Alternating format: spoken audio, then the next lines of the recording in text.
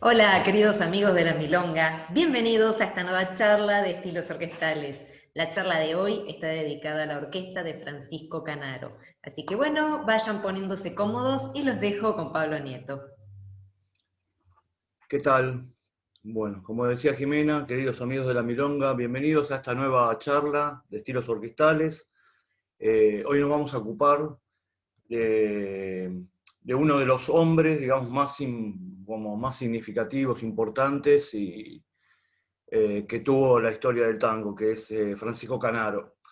Eh, Francisco Canaro nace en 1888 en Uruguay y fallece en Buenos Aires en 1964. Su carrera con respecto a lo que tiene que ver con la discografía, digamos, musical, arranca en 1915, o sea, cuando todavía, digamos, el tema de las grabaciones no era eléctrico, digamos, o sea, como arranca con lo que tiene que ver con las grabaciones, el periodo acústico, o sea, como estamos hablando 1915, ¿sí? Y graba hasta 1964. Él en paralelo, digamos, tenía su orquesta de tango, pero en paralelo, a partir de 1937, él arma un quinteto, ¿sí? Con los mismos músicos, digamos, que tenía en la orquesta, digamos, se toma los elementos solistas, y arma un quinteto donde recrea lo que tiene que ver con un repertorio de la Guardia Vieja, ¿sí? Eh, este quinteto, digamos, en un principio tenía la denominación de Don Pancho, digamos, para todo lo que escuchamos tango y en líneas generales la gente lo tiene reconocido como el Quinteto Pirincho. La denominación de Quinteto Pirincho nace a partir de 1940, o sea, desde 1937 hasta 1940 se llama Quinteto Don Pancho y él a partir del 40 lo rebautiza con el seudónimo que él tenía, que era Pirincho. Bien, les decía que él era de 1915 a 1964.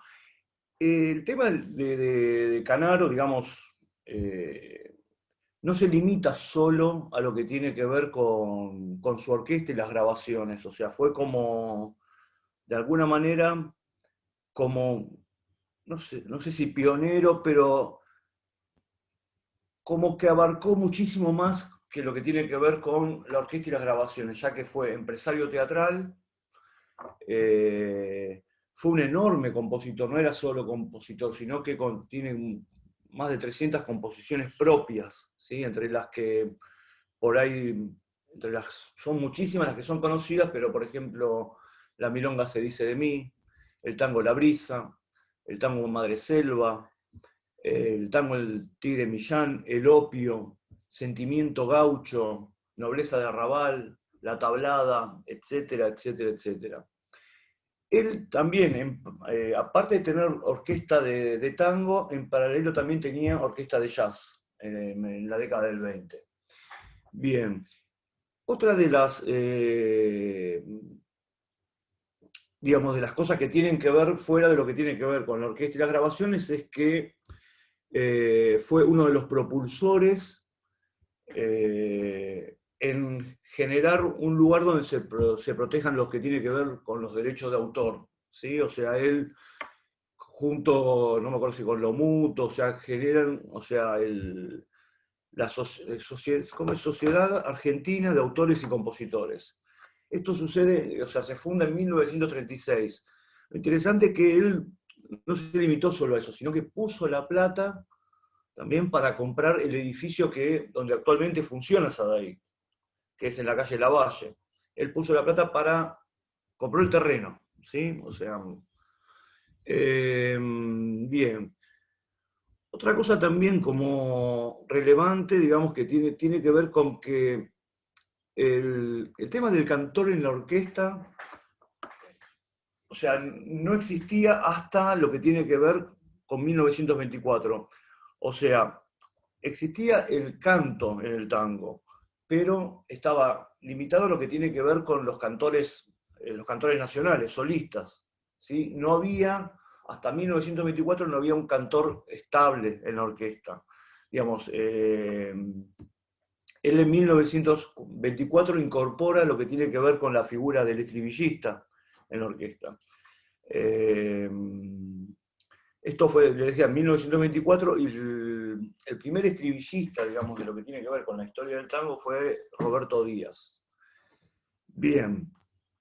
Les recuerdo, digamos, que el estribillista lo que hacía era justamente, cantaba el estribillo, digamos, o sea, el breve tema central de cada tango, ¿sí? Él lo que hace da comienzo a la era de los estribillistas. Todo lo que tiene que ver, como a partir del 24 hasta avanzada la década del 30, el cantor, digamos, ocupa el lugar de estribillista. O sea, lo que tiene que ver el cantor, que canta varias estrofas, aparece recién como lo que tiene que ver con la denominada década del 40. Bien. Con respecto al estilo, el estilo lo forja en lo que tiene que ver justamente con en la década del 20, y es tributario lo que tiene que ver con el periodo de la Guardia Vieja. Los pilares del mismo es acompañamiento parejo, apto para el baile, simplicidad melódica y armónica con su orquesta, donde logra una sonoridad, digamos, reconocible a lo largo de los años. Y si bien no cambió su estilo, esta se fue adecuando a la modalidad de las distintas décadas. Bien. De sus casi 50 años de grabaciones, de 1915 a 1964, lo que suenan las milongas de Buenos Aires abarca el periodo de 1930 a 1947, que es el periodo que nosotros vamos a desglosar. Quería, digamos, si bien no vamos a tener una audición, digamos, del cantor que yo voy a mencionar ahora, fue uno de los cantores más importantes después de Gardel que tuvo, digamos, la historia del tango. Estoy hablando de Charlo. Él realiza en el periodo de 1928 al 31, alrededor, solo con la Orquesta de Canario, en ese periodo solo realiza 500 grabaciones, más de 500 grabaciones. Eso es lo que aseguran los historiadores. Y eso es lo que figura en la discografía de Néstor Lefkovich. Bueno, otra cosa también relevante es que a mediados de la década del 20 aparece como una división en el tango, ¿no? Digamos, como que la aparición de Julio De Caro en la escena tanguera, en realidad viene un poquito de antes también la cosa, no es que De Caro es el que sienta un poco las bases de lo que tiene que ver con el tango, donde tiene una visión evolucionista. ¿Qué quiero decir con esto? Donde tiene que ver, donde dialogan las partes, De Caro introduce lo que tiene que ver con el acompañamiento armonizado del piano, aparecen los solos instrumentales, o sea que tiene que ver con la evolución, ¿no? De Caro lo que convierte al tango en música, ¿sí? El hecho, si se hubiese mantenido en el lineamiento tradicional, que después que Canaro lo continúa durante toda su vida, el tango de último hubiese quedado como una danza. El tema, digamos, que para que algo sea música tiene que ver con una evolución. O sea, como que algo que tiene como variables, ¿sí? Justamente la época decariana y los continuadores de la línea decariana, que fue Pugliese, Troilo, Salgán, por ejemplo, Alfredo Gobi, encarnan toda esa línea evolucionista. En lo que tiene que ver con la línea tradicional está Canaro, Firpo, D'Arienzo, Tanturi, D'Agostino, por citar algunos ejemplos. Bueno, a modo de ejemplo de lo que tiene que ver con la sonoridad y las características que acabamos de hablar de la orquesta de Canaro, vamos a escuchar un tango que él graba en 1931, que se llama Colombina. La música es de Mateo Coppola.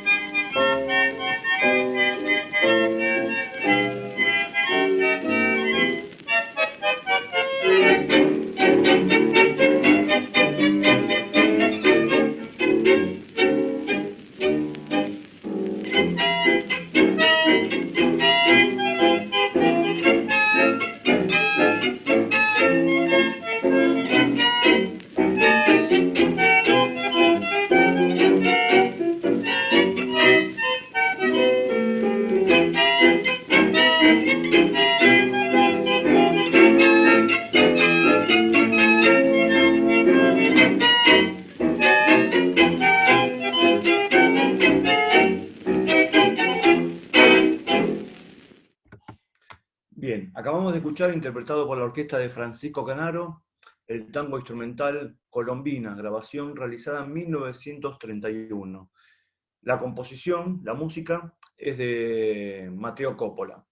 Bien, si bien, digamos, hay, como le decía, o sea, él, según la discografía de Néstor Lerkovich, que es como una Biblia, esto que tengo acá, impresionante, en la discografía de Lerkovich figuran que él grabó 3.687 grabaciones hizo, en el periodo de 1915 hasta 1964. Obvio que acá está contemplado todo lo que tiene que ver con las grabaciones de su orquesta de jazz, las grabaciones con el quinteto y las grabaciones con la orquesta. Una cosa, digamos, que se me había pasado, digamos, con respecto a Canaro, que también es como muy relevante, es que también, digamos, como fue uno de los pioneros, junto con Roberto Firpo, en incorporar a lo que sería el último instrumento, digamos, de lo que tiene que ver con la orquesta típica, donde después la orquesta queda delineada en esos términos, ¿no? Como uno sabe que la orquesta son bandoneones, violines, piano y contrabajo. Bueno, el contrabajo es el último instrumento en ingresar a la orquesta, y junto con Roberto Firpo, aunque acá en el libro que yo tengo de las memorias de él se lo adjudica a él solo, pero bueno, o sea, mirando los historiadores, o sea, también estuvo, Firpo también fue como junto con él, digamos, como un precursor, digamos, con respecto a lo que tiene que ver con la introducción del contrabajo. Es interesante porque en las memorias, en este libro, que es un libro que escribió él, de memorias, es muy difícil también de leerlo porque hay una cosa donde maneja todo el tiempo como una cosa de yo esto, yo aquello, yo lo otro, o sea, como que es como una cosa de ego, digamos, permanente el libro. Igual es muy interesante, digamos, porque hace como un recorrido de lo que tiene que ver con toda su vida. O sea, al que esté interesado, digamos, es un libro que se llama Mis Memorias, que lo escribió él, que está editado por, yo tengo la edición nueva que es de Corregidor. Bien, les decía, bueno, al tener una carrera muy dilatada, digamos, fueron muchísimos los estribillistas y cantores de la orquesta. Ahora, nosotros nos vamos a desglosar lo que tiene que ver con los cantores que suenan en la milonga, específicamente. Si no, podríamos estar de por vida, digamos, con Canaro. Y bueno, uno de los dos cantores, o sea, de dos cantores se pasan tanto tango, milonga y vals. Eso queda limitado a dos o tres cantores. Del cantor que vamos a hablar ahora es Roberto Maida, que él está en el periodo del 35 al 39. Digamos, en esos 4 años, él deja 184 registros discográficos. ¿Sí? Bien, probablemente, digamos, son muchos los temas que se pasan en la milonga y que gozan de una gran popularidad entre los amantes del baile y del tango. Pero les decía, como el tema que es un tema que, o sea, se pone en relieve a partir de que dos bailarines, o sea, en el año 2004 ganan el Mundial de Tango. ¿Sí? Estoy hablando de Osvaldo y Coca. Osvaldo Cartelli, no me acuerdo el apellido de Coca. A partir de eso fue como un boom, digamos, de ese tango. O sea, como yo no recuerdo en mis 15 años, digamos, de trabajar en las milongas, que un tema, o sea, como que estabas prácticamente obligado a pasarlo. O sea, fue increíble.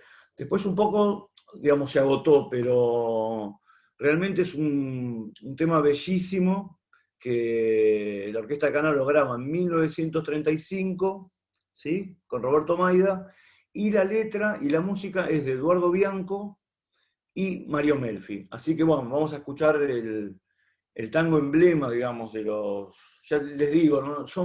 Hay muchos temas muy lindos y muy buenos que graba la orquesta, pero por ahí este es el que conoce todo el mundo, ¿sí?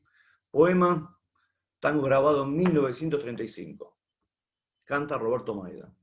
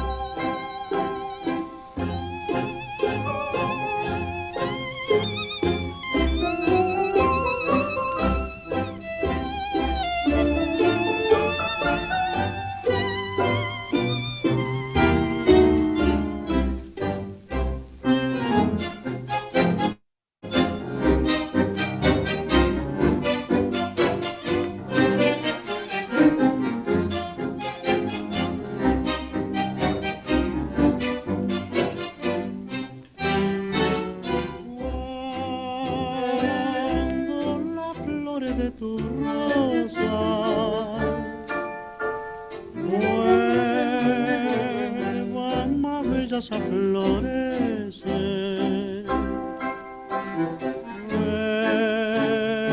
recordarás mi querer y has de saber todo mi intenso mal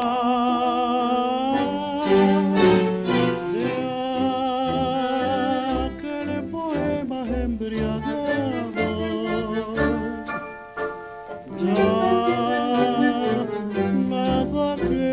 Entre los dos, con mi triste adiós, sentirás la emoción de mi dolor.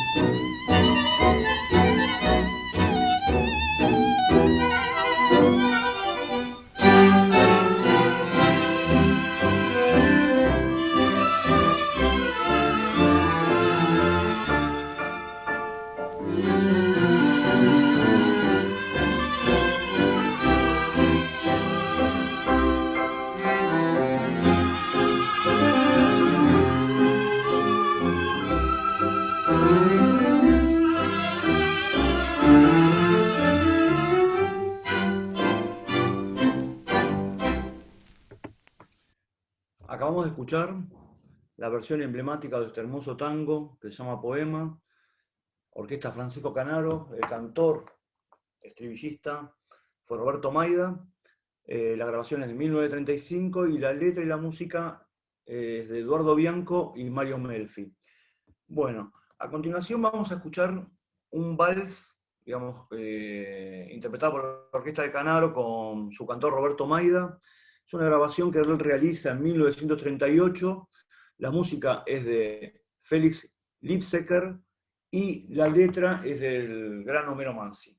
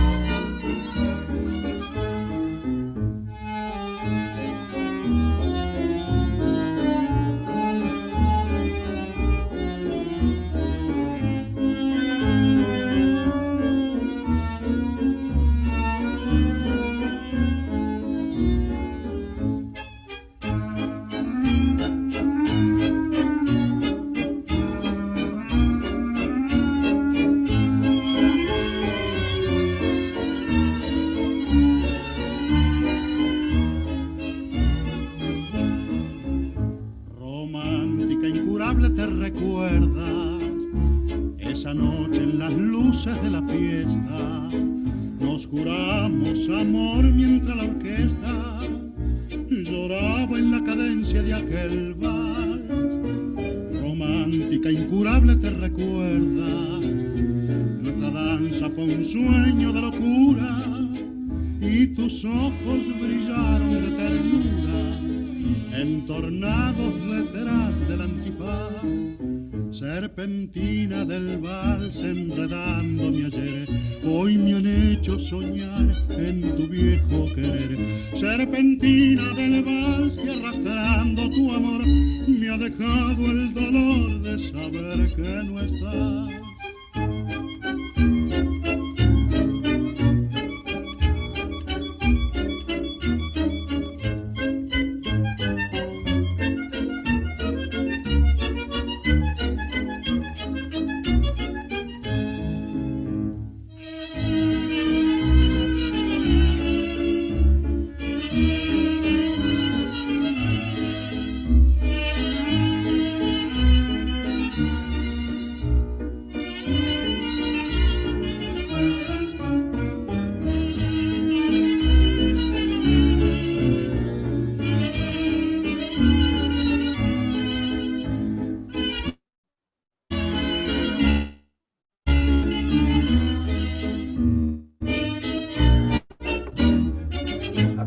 Este hermosísimo vals, grabado por la Orquesta de Canaro en el año 1938, Romántica, la música de Felix Lipsecker y la letra de Homero Manzi. Mientras estaba escuchando, digamos, tanto poema como este vals, es notable porque él tenía como también una visión comercial, digamos, mucho más fuerte que cualquiera de las orquestas de tango, ya que si uno escucha, por ejemplo, el poema o el mismo vals que acabamos de escuchar, son tangos y valses que escapan un poco, digamos, que tienen una mirada hacia Europa, ¿no? Digamos, como esa cosa más, con menos mugre por ahí, ¿no? Como una cosa más limpia y europeizante, ¿no? O sea, como... En eso también, digamos, como fue un visionario, no es que se limitó, digamos, a generar ganancias solamente, digamos, acá en el país, sino que su música tenía una proyección, digamos, internacional. Ahora vamos a escuchar una milonga cantada por Maida. Otra cosa también es notable, digamos, en cualquier clase de milonga para principiante, la gente que va a tomar una primer clase, o sea, por lo general, si el profesor la tiene más o menos clara, lo que hace es poner justamente las milongas lentas, que son las únicas milongas que son realmente lentas, son las que grabó Francisco Canaro, que debe ser 7 a lo sumo. Entonces es como un común denominador utilizar estas milongas, digamos, lentas, digamos, porque si bien hay muchísimas milongas, las que tienen carácter lento son solamente estas que graba Canaro. Entonces, ahora vamos a escuchar la milonga Larga las penas, grabación realizada en 1935, la música de Alberto Soifer y la letra de Manuel Romero.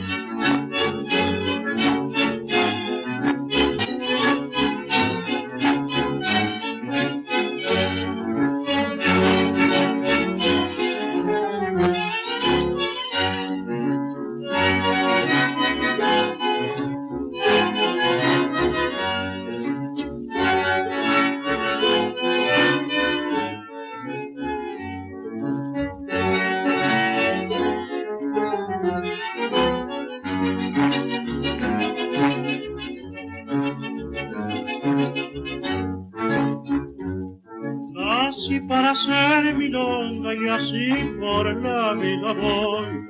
Donde un bandoneón rezonga, yo prendido siempre estoy. Milonga, nací milonga, y he de morir como soy. No sé lo que es el cariño, ni sé lo que es el sufrir. Ningún mete con profundo a mí me ha de corregir. Milonga, yo vine al mundo, y milonga he de morir.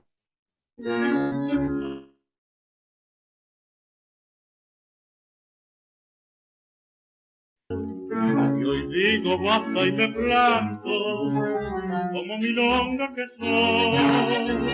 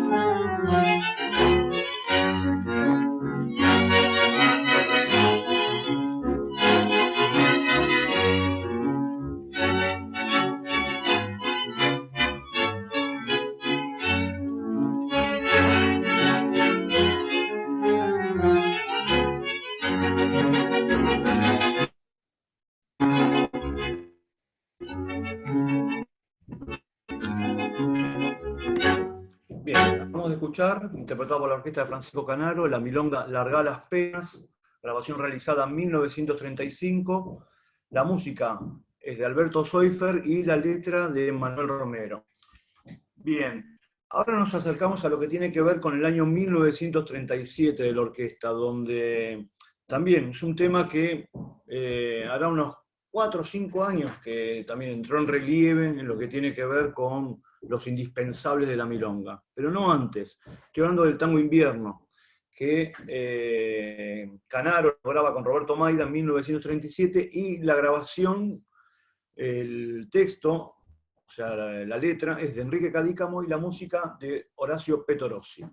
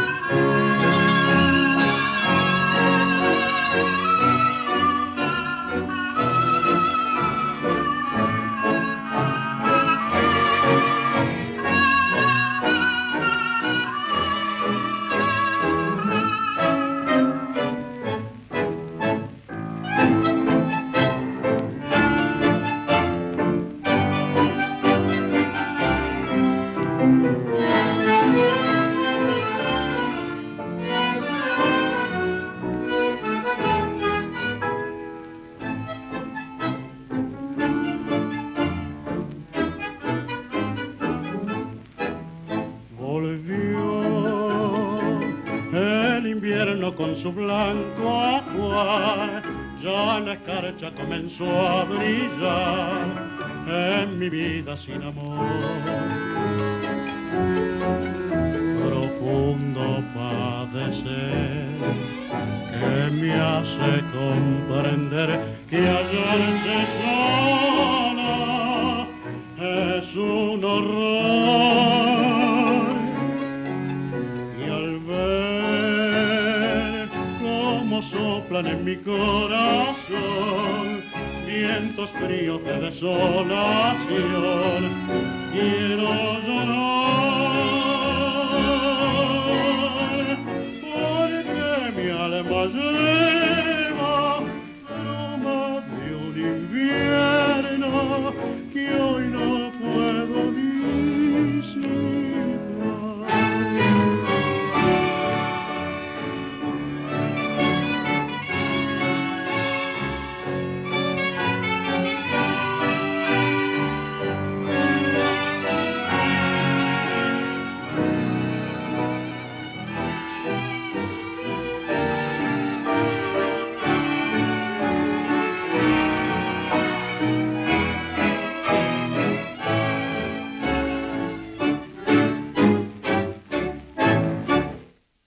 Bien, acabamos de escuchar, interpretado por la orquesta de Francisco Canaro, con su cantor Roberto Maida, el tango compuesto por la música por Horacio Petorossi, y la letra de Enrique Cadícamo, Invierno, grabación realizada en 1937.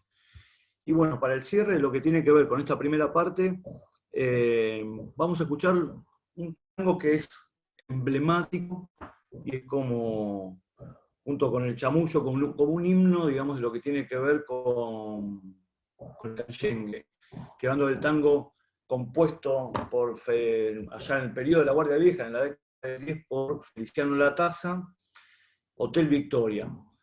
Canaro lo graba en el año 1935 y deja esta versión que es de carácter inmortal para lo que tiene que ver con la historia del tango y de este tema.